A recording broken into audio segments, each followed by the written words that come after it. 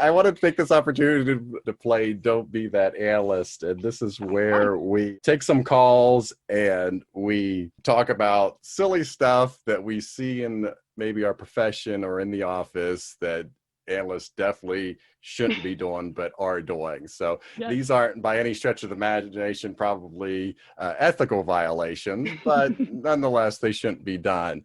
And I guess the one that I've been thinking about is don't be that analyst that posts sensitive information on a forum. Yes.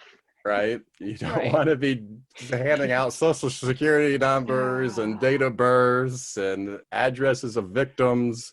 Yeah. You don't want to be putting that in a message board or a listserv or anything like that. No. Yeah. Do you have one?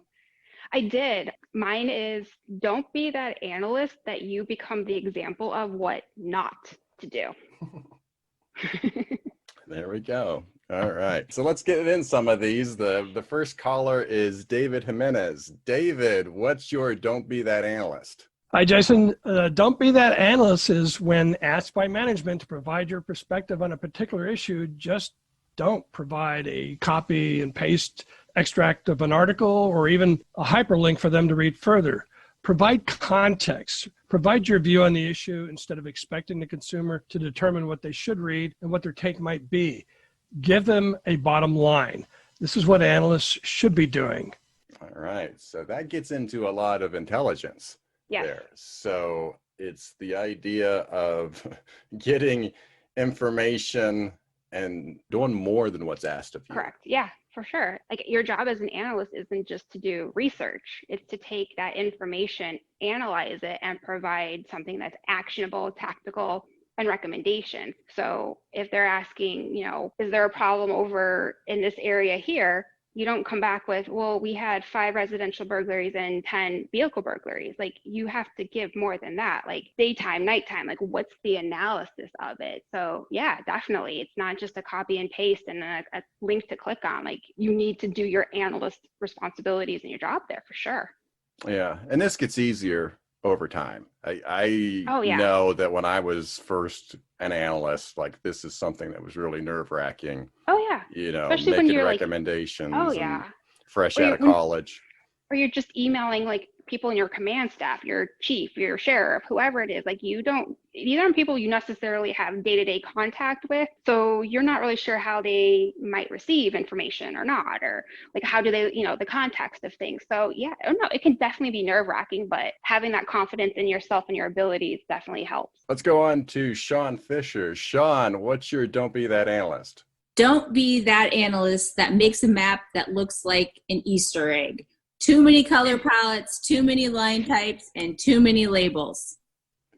Oh, man. I actually, in terms of the color ranges, once it gets beyond like 5 colors, I usually can't tell the difference. Like once you get into like a red and an orange, I'm colorblind anyway, so I struggle with anything above 5. Gotcha. It definitely makes it hard to distinguish. So when they have those recommendations of, hey, use this color palette, maybe stick with that color palette and divide your data appropriately so that the colors make sense. But having too many colors where you can't differentiate between black, purple, blue, and green, and that's not going to help anybody. Let's talk to Paul Arnold. Paul, what is your don't be that analyst? Don't be that analyst that kills everyone in your organization with death by PowerPoint. Make them fun, make them short, make them enjoyable. Because the worst thing you can do in the world is have to sit through someone else's bad PowerPoint. It is a skill. I don't know about the worst thing in the world, but yeah, I mean, it can be pretty atrocious. To me, in terms of PowerPoint and recommendation, I think there needs to be a maximum amount of words that can be put on one slide. Well, isn't it like no more than 6 bullet points, and even that is pushing it? Yes, and to me, it gets to the point where it can't have more than 30 words on a single PowerPoint. It's just too much there. You're reading a report at that point in time. Well, that and then the transitions and the animations and this and no, just go slide to slide, people, slide to slide. Like you can jazz it up with some like colors, some pictures or whatever, but to 30 different transitions to go from one slide to the next. Oh, good Lord, no. Yeah, no. And that's where you got to be careful on your color selection as well, because Yes. we had one presentation, the guy presented, and I think it was green background Oof. with red lettering. Oof. And it looked like on the screen, the letters were moving. It was like it created an optical illusion. Well, you just said you're colorblind, so could you even read it? Yeah, I could read that. It's pinks and Okay. purples that I have the trouble Okay. with. So that particular greens, I could make it out, but it was weird because it looked like the words were moving because it Oh my created an gosh. optical illusion. Yeah.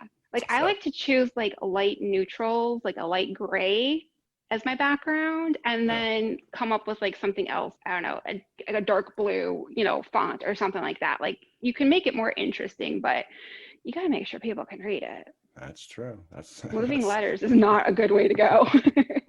yes. All right. Let's see what Sally Rawlings has to say. Sally, what's your don't be that analyst?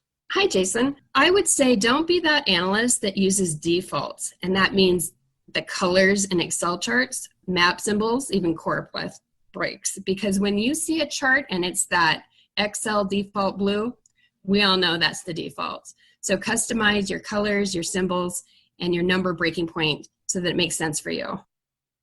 Yeah, and that's just getting back to the color palette of what works best for you and your audience, really. It's Oh, for sure. what's going to work best in that situation, where you're presenting, what's your final product. Are you talking about a printout? Because what's the color on the screen versus what gets actually printed out on a piece of paper Right. can look vastly different. Yeah.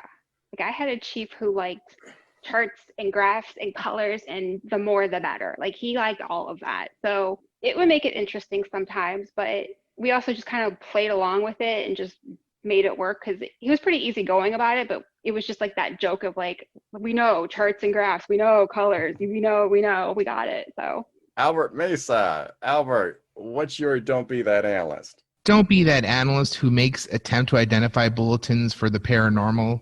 If it looks like a ghost, don't waste your time. Albert, That's a good one. Albert, is that from personal experience? He hung up. I wonder if that one's for personal experience. I feel like that's almost like a requirement because you have your detectives that are like, oh, we need this out. What is it? I don't know. It's the suspect. Like, dude, really? Come on. Like, can we just put out like a blanket, like email? Like, can we not have a picture? I mean, seriously, but I'm totally with Albert on that one. It just doesn't do the picture doesn't serve a purpose. Like, you just can't. All right, let's move on to Steve French. Steve French, what's your don't be that analyst? Don't be that analyst who has a fixed mindset and feels threatened by change or progression and thinks that they have nothing to learn. The best analysts I've met and worked with thrive on challenge, change, and the ability to be flexible and adapt to the surroundings that they find themselves in. Yeah, it gets into not having a bias, right? Yeah. And trying to let the data drive you. Yeah, like I definitely agree with keep learning, and like it doesn't matter if you've been doing this for 20 years, you can still take a basic intro class or a fundamental class and either learn something new or brush up on skills that maybe you're not using as much now. Like you never stop learning because that's when we get complacent. So I'm definitely in agreement with Steve. Angela Becker-Hines, what's your don't be that analyst? Don't be that analyst who replies all to every single email thread. I don't need my inbox flooded with, I don't have anything responses from every person in a request chain. I've definitely been guilty of that.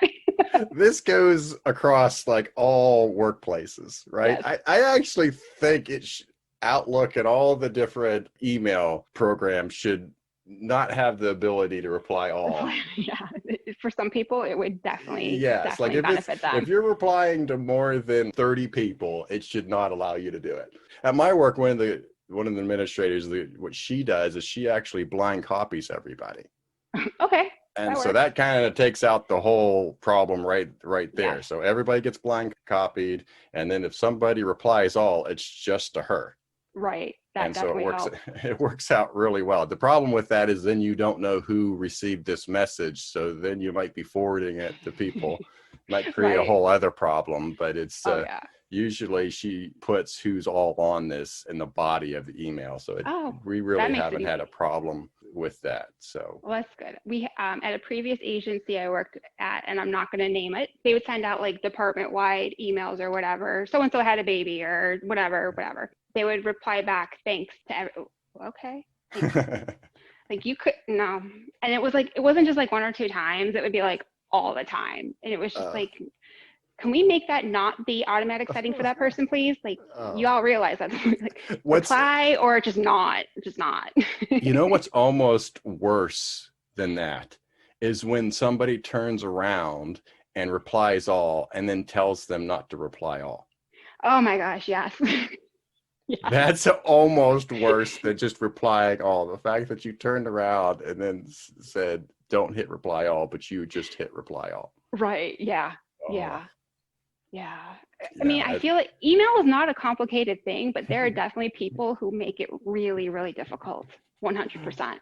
All right, let's go on to Matt Smith. Matt Smith, you're our next caller. What's your don't be that analyst? Don't be that analyst that has link charts that look like a ball of yarn that my cat plays with. Keep your connections from crossing and your links from overlapping. Don't make it a mess. I gotcha. So Yeah. Are you the type of person that never crosses the line in a link chart? That's what I was taught. When I went to the academy, that's how I was taught. You do not cross lines. So I thought that was how it was supposed to be. And then as the years have gone on, I've seen people cross lines and I'm like, but I thought we weren't supposed to. So I don't know, like, I didn't know if it was like industry standard or if it was the FDLE way of doing things, but I don't cross lines because I was told that's a no-no. So I think it's one of those things, it's good in theory, but then Yeah. in practice, you'd be like, well, geez, I'm going to have to loop this line all the way around the outside, bring it all the way across and out, come back through the back door kind of thing in order to get it there. Or I could just cross this one line. And I have completely redone link associations so that a line wouldn't cross. And I'm like, this is so stupid, but that's how I learned it. And I don't want to deviate from that because I don't like, and it's just, that's how I am. But yeah, the whole line thing, it can be annoying. Yeah. And I think too, it's depends on your purpose and audience, right? If we're huddled up around a desk there and we've printed out a link chart and it's got a couple of lines overlapping here and there, well, you're looking at it really closely because you're all huddled up.